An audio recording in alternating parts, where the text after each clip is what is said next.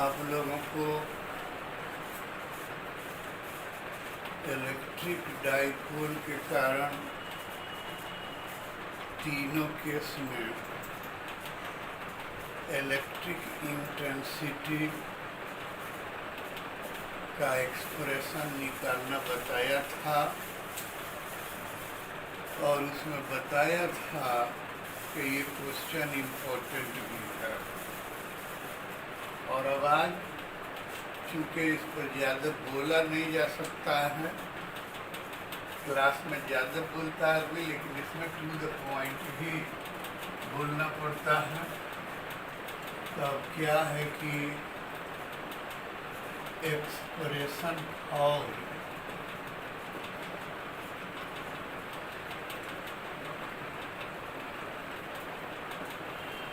Acting force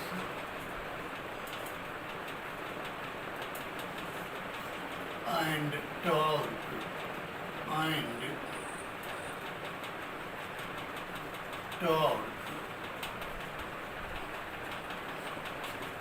on electric dipole in an uniform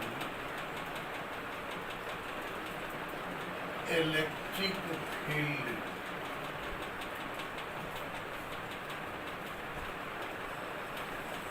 किसी समरूप विद्युतीय क्षेत्र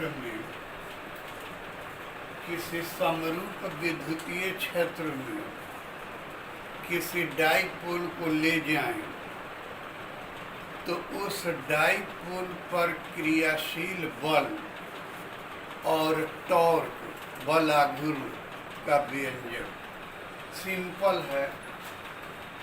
हमने माना कि ये विद्युत क्षेत्र है, ये कोई इलेक्ट्रिक फील्ड है, ऐसा हमने माना कि ये कोई इलेक्ट्रिक फील्ड है। ई, इस इलेक्ट्रिक फील्ड को ई मान लेते हैं और माना कि इसमें ये एक इलेक्ट्रिक डाइपोल ले जाते हैं ऐसे। तो ये इलेक्ट्रिक डाइपोल ऐसे नहीं रह पाता है, बल्कि ये इलेक्ट्रिक डाइपोल ऐसे हो जाता है, अर्थात इलेक्ट्रिक फील्ड के साथ यह थीटा कोण बनाता है। क्यों थीटा कोण बनाता है? तो ये हमने मान लिया कि ये आपको इलेक्ट्रिक डाइपोल ई डैश है, और मान लिया कि यहाँ पर प्लस क्यू आवेश है, यहाँ पर प्लस क्यू आवेश है, और मान लिया कि यहाँ पर माइनस क्यू आवेश है। इस डाइपोल का लेंथ मान लेते हैं 12 है। तो ये क्यों अपने पद से, यानी हमने तो ऐसे रखा, इलेक्ट्रिक फील्ड के अनुदिश रखा, इलेक्ट्रिक फील्ड के पैरेलल रखा, लेकिन क्या है कि ये थीटा कोण से डिविएट हो गया, विचलित हो गया। क्यों? तो वो इसलिए विचलित हो गया कि इस पर आपको बल लगता है ऐसे, और इस पर, इस छोर पर भी बल लगता है ऐसे। आप कहिएगा एक बल ऊपर एक नीचे क्यों लग रहा है? तो भाई अगर ये बल का डायरेक्शन है पॉजिटिव के लिए, तो ये निगेटिव है, तो जस्ट इसके विपरीत दिशा में लगेगा और उसके पैरेलल लगेगा। और बल का फॉर्मूला क्या बताए थे हम? बल का फॉर्मूला आप लोगों को याद होगा कि बताए थे F बराबर क्यू ई, जहाँ क्यू आवेश है और ई विद्युत क्षेत्र की तीव्रता है।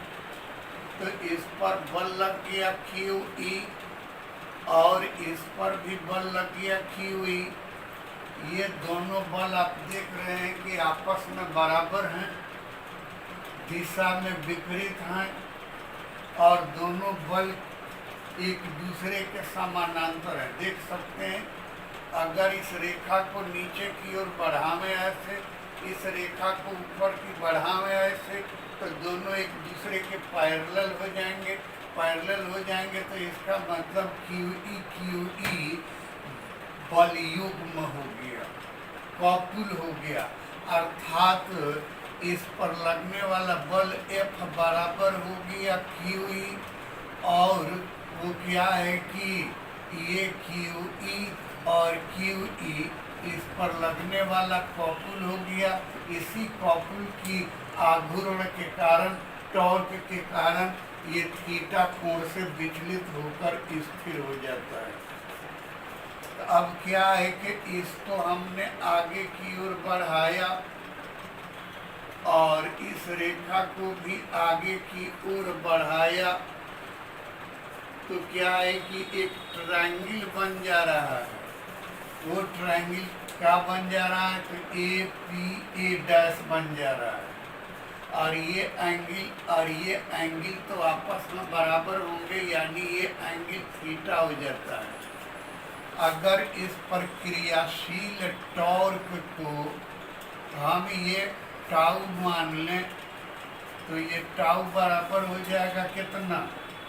बल गुना बल बाहु, यानी इन दोनों में से कोई एक बल गुना बल बाहु। तो बल तो QE है, और क्या है कि वही कहा हमने कि टॉर्क बराबर बल तो हो गया F गुना बल बाहु। बल बाहु का मतलब ये दोनों बलों के बीच की दूरी, दोनों बलों के बीच की दूरी कितना हो जा रहा है? तो A' हो जा रहा है, यही दोनों बलों के बीच की दूरी है। तो इंटू A' एंड वो क्या है कि ट्रायंगल APA' में sine theta is equal to the P/H।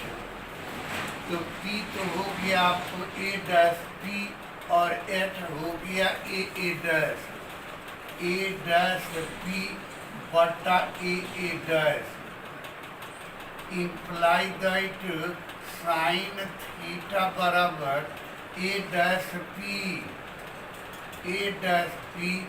बटा AA' के बदला में 12, तो ये कर दिया 12 और 12 कर दिया, तो A' बराबर हो जाएगा कितना? 12 साइन थीटा।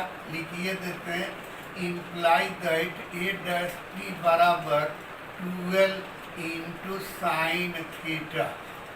तो इसलिए टाउ बराबर हो गया आपको F के बदला में QE और ये A' के बदला में 12 sine theta. Imply that tau बराबर Q के बदला में Q इंटू ये 12 और इंटू E साइन थीटा। और आप लोग जानते हैं कि Q इंटू 12 बराबर होता है कैपिटल M, यानी डाइपोल मोमेंट। तो imply that tau is equal to the ME sine theta. तो आपको क्या है कि समरूप विद्युतीय क्षेत्र में कहीं कहीं चुंबकीय निकल जाता है, माफ कीजिएगा, उसको सुधार लीजिएगा, वो सब विद्युतीय ही होगा, इलेक्ट्रिकल ही होगा, मैग्नेटिक नहीं होगा। तो क्या है कि जब किसी इलेक्ट्रिक डाइपोल को किसी इलेक्ट्रिक फील्ड में ले जाते हैं, तो उसके छोरों पर क्रियाशील बल, एक्टिंग फोर्स F बराबर QE और उस पर क्रियाशील टॉर्क बराबर ME साइन थीटा।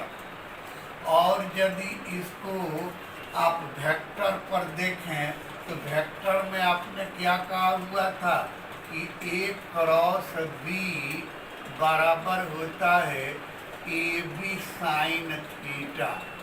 तो क्या है कि एम ई साइन थीटा, ए के बदला में एम और ई के बदला में बी के बदला में ई, या साइन थीटा के बदला में साइन थीटा, तो हम लिख सकते हैं कि इम्प्लाई दैट टाउ बराबर एम क्रॉस ई। तो इसको ज़रूर याद रखिएगा कि समरूप विद्युतीय क्षेत्र में जब किसी इलेक्ट्रिक डाइपोल को ले जाते हैं तो उस पर क्रियाशील टॉर्क एम क्रॉस ई के बराबर होता है। अक्सर प्रायः आपको एग्जामिनेशन में ऑब्जेक्टिव में ये पूछता है कि किसी इलेक्ट्रिक डाइपोल का डाइपोल मोमेंट एम है और उसे इलेक्ट्रिक फील्ड ई में ले जाएं तो उस पर क्रियाशील टॉर्क होता है। नीचे ABCD 4 ऑप्शन दे देगा, उस ऑप्शन में यही सही है, एम क्रॉस ई। अब इसी पर एक और क्वेश्चन है, expression for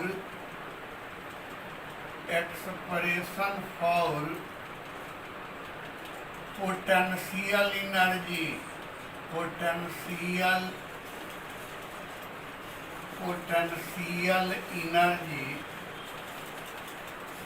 of electric dipole in an uniform electric field अर्थात किसी विद्युत द्विध्रुव को समरूप विद्युतीय क्षेत्र में ले जाएं तो उसमें संचित वो क्या कहते हैं कि स्थितिज ऊर्जा का व्यंजक। जब किसी डाइपोल को किसी इलेक्ट्रिक फील्ड में ले जाते हैं तो वो एक कोण से विचलित होकर, थीटा कोण से विचलित होकर स्थिर हो जाता है। अब यदि उस डाइपोल को बल लगा करके और अपने स्थान से रिमूव करें, अपने स्थान से रोटेट करें, तो कार्य संपन्न होता ही यही कार्य ऊर्जा के रूप में संचित हो जाता है। तो वही आप कहना चाहते हैं कि आप कहें इसे कि जब किसी इलेक्ट्रिक डाइपोल को किसी विद्युत क्षेत्र में रोटेट कराई जाती है तो संपन्न कार्य पोटेंशियल एनर्जी के रूप में संचित हो जाता है। फिर फिगर तो वही बनेगा कि ये आपको इलेक्ट्रिक फील्ड है और इस इलेक्ट्रिक फील्ड में एक डाइपोल ले आते हैं जिसके छोरों पर स्थित आवेश प्लस माइनस क्यू, जिसका लेंथ 12 और जिसका magnetic electric dipole moment m है, जबकि इसका लेंथ 12 है। तो ये डाइपोल को इसमें ले गए तो ये डाइपोल हमने माना कि ए डैश है, ए डैश है ये डाइपोल, इसका लेंथ 12 है।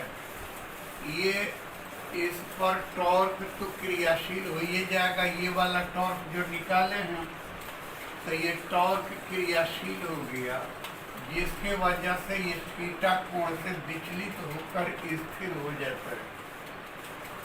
अब इस पर एक बल लगाकर, ऐसे है तो इस पर एक बल लगा करके हमने डी थीटा कोण से विस्थापित कर दिया, इसको डी थीटा कोण से विस्थापित कर दिया, अर्थात डाइपोल को इस पोजीशन में ले आ दिए।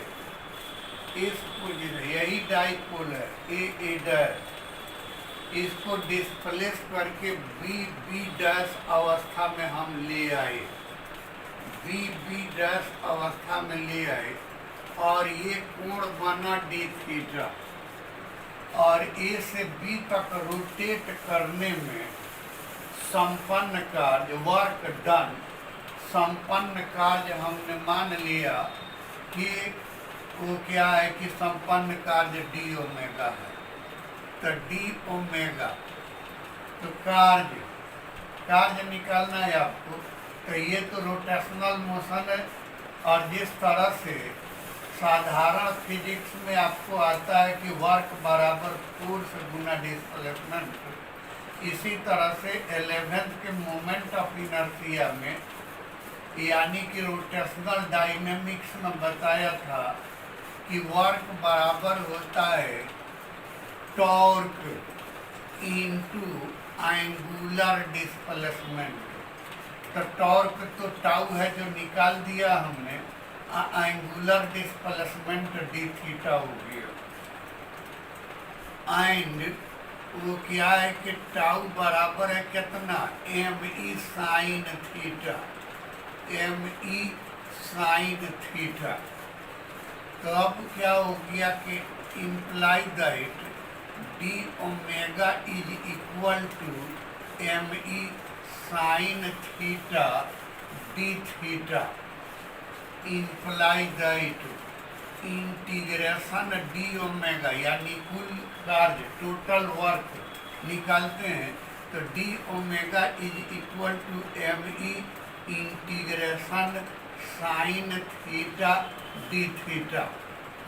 अब मान लेते हैं कि आप यहाँ से यहाँ तक जो डिस्प्लेस किए हैं तो यहाँ पर ले आने पर एंगल थीटा 1 है, थीटा 1 है, और यहाँ पर ले आने पर थीटा 2 है। तो इसका लिमिटिंग वैल्यू हो जाएगा कितना, theta 1 to theta 2, imply that omega is equal to M E, और ये साइन थीटा का तो हो जाएगा cos theta minus cos theta, sorry minus cos theta और माइनस कॉस थीटा, नीचे थीटा 1 ऊपर theta 2, imply that omega is equal to M E, और लिमिटिंग वैल्यू बदल दें, ये कॉस थीटा कर दें तो लिमिटिंग वैल्यू बदल जाएगा, नीचे हो जाएगा थीटा 2, ऊपर हो जाएगा theta 1। Imply that omega is equal to the M E और cos theta 1 minus cos theta 2। और जैसा कि आप जानते हैं कि वर्क और इनर्जी, अगर इनर्जी को यू माने तो वर्क और इनर्जी आपस में बराबर होते हैं। तो imply that omega is equal to the U is equal to the M E into cos theta 1 minus cos theta 2। और ये आपको वर्क का भी फॉर्मूला हो गया, एनर्जी का भी फॉर्मूला हो गया यही। If theta 1 is equal to the 0 degree and theta 2 is equal to the theta, then अर्थात अगर डाइपोल इस अवस्था में है तो थीटा 1 बराबर 0 और यहाँ से यहाँ आता है तो थीटा 2 बराबर थीटा। तो देन वो क्या हो जाएगा, omega is equal to the U is equal to the M E, और कॉस 0 रखिएगा तो कॉस 0 के बदला में तो 1 हो गया, और क्या है कॉस थीटा 2 के बदला में कॉस थीटा हो गया। तो ये हो गया आपको कॉस थीटा। ये भी आपको एक फॉर्मूला हो गया वर्क का, जब 0 डिग्री से विस्थापित करना शुरू करें तब। और उसके बाद क्या है कि if theta 1 is equal to the 90 degree and theta 2 is equal to the theta, अर्थात ये इलेक्ट्रिक डाइपोल पहले से इस अवस्था में था 90 डिग्री के कोण पर, इलेक्ट्रिक फील्ड से 90 डिग्री के कोण पर, और तब इसको विस्थापित करके थीटा बनाते हैं। तो देन क्या हो जाएगा, cos 90 यानी omega is equal to the U is equal to the M E into cos 90 के बदला में 0 और cos थीटा के बदला में cos थीटा 2 के बदला में theta is equal to the minus M E cos theta. और आप लोगों को याद होगा कि ए डॉट बी बराबर ए बी कॉस थीटा। तो ए के बदला में m है, b के बदला में e है। तो इस प्रकार हम ये कहना चाहते हैं कि imply that omega is equal to the U is equal to the minus m dot e। तो यहाँ पर माइनस लिया भी जा सकता है, नहीं भी लिया जा सकता है। ये केवल दिशा दिखला रहा है कि ये नीचे की ओर ले जा रहे हैं। तो आप माइनस ले भी सकते हैं, नहीं भी ले सकते हैं। तो ये दोनों, ये एक जो वो एम क्रॉस ई बताया और एक ये एनर्जी वाला, ये दोनों पराया ऑब्जेक्टिव में पूछता है। तो इस बात पर आप लोग ध्यान रखिएगा कि भाई डाइपोल को इलेक्ट्रिक फील्ड में ले जाएं तो उसका उस पर क्रियाशील टॉर्क डाइपोल मोमेंट और इलेक्ट्रिक इंटेंसिटी की क्रॉस प्रोडक्ट के बराबर होता है। और यदि डाइपोल को इलेक्ट्रिक फील्ड में ले जाएं तो संपन्न कार्य और उसमें संचित potential energy electric dipole moment और इलेक्ट्रिक इंटेंसिटी की डॉट प्रोडक्ट के बराबर होता है। वो क्रॉस प्रोडक्ट के बराबर, डॉट क्रॉस प्रोडक्ट के बराबर और एनर्जी डॉट प्रोडक्ट के बराबर होता है। एक छोटा सा क्वेश्चन बता के छोड़िए देते हैं। अब क्या है कि आपको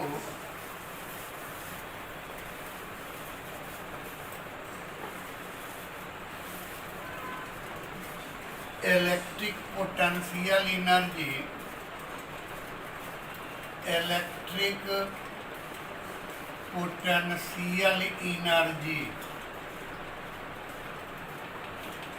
electric potential energy of A charge system, charge system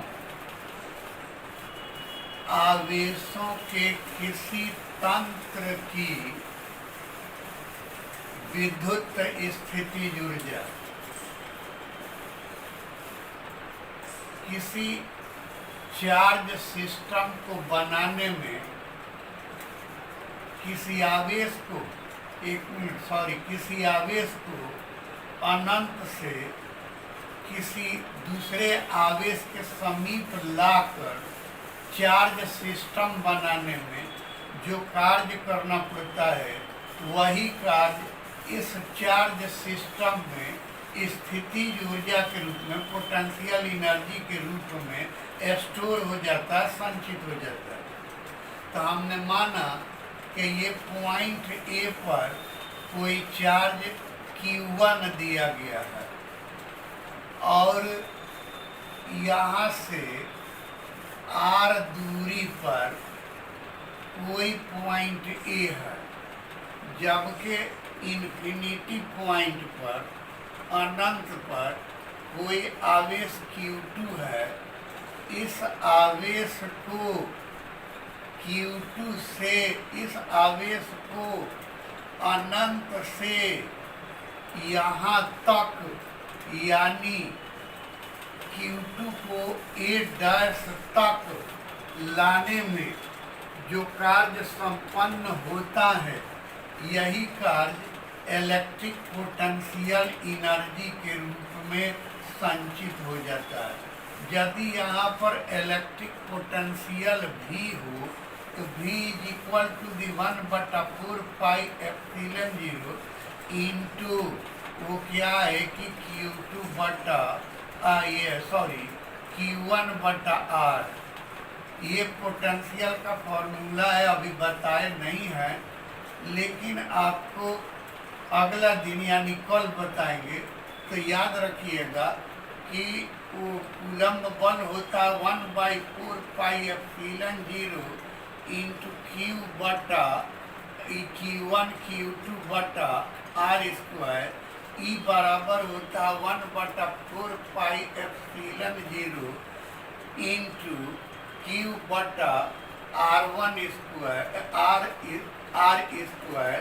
और विभव बराबर होता है 1/4 पाई एप्सिलॉन 0 इंटू Q बटा R। ये तीनों का अंतर आप लोग बेटा समझिएगा, इसमें बहुत आप लोग मिस करते हैं। ये कूलम्ब के बल वाला में दो आवेश होता है, एक आवेश को यदि हटा दिया जाए तो ये आपको तीव्रता हो जाता है, और अगर एक आर को हटा दिया जाए तो ये विभव हो जाता है।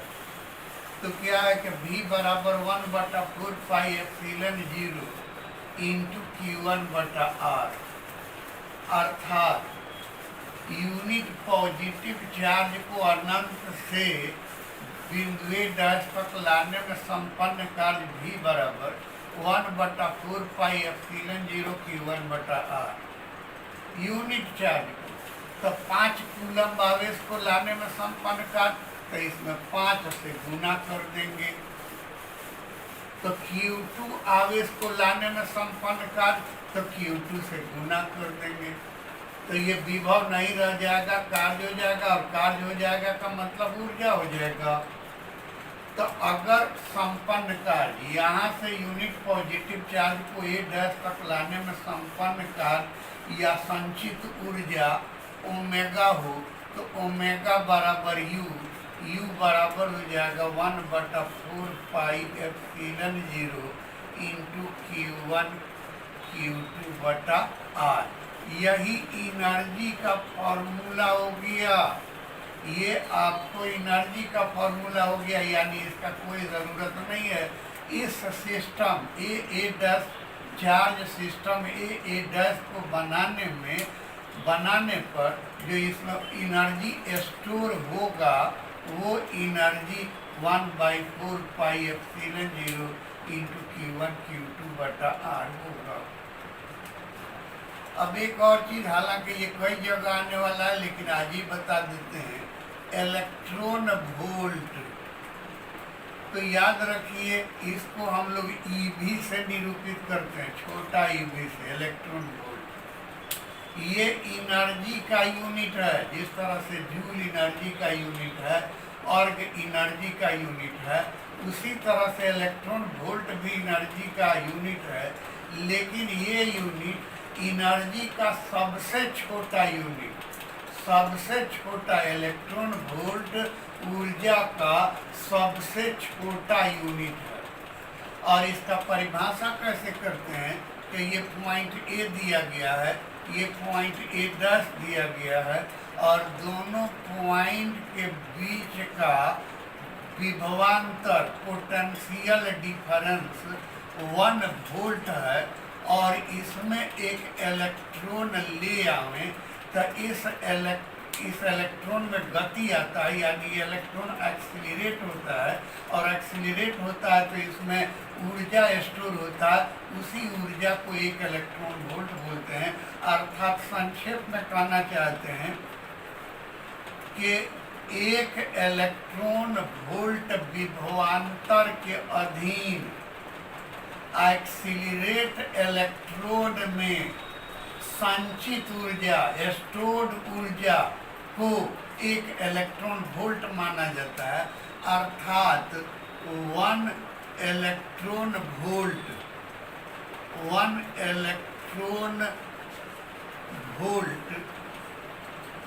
बराबर क्या के 1 इलेक्ट्रॉन वोल्ट बराबर 1 वोल्ट गुना 1 इलेक्ट्रॉन का चार्ज। तो इसलिए 1 इलेक्ट्रॉन वोल्ट बराबर 1 वोल्ट गुना 1.6 गुना 10 पर पावर -19 कूलम।